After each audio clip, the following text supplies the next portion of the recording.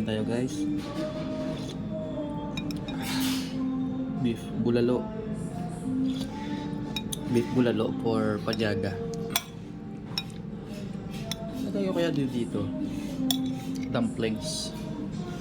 Beef bulalo with dumplings.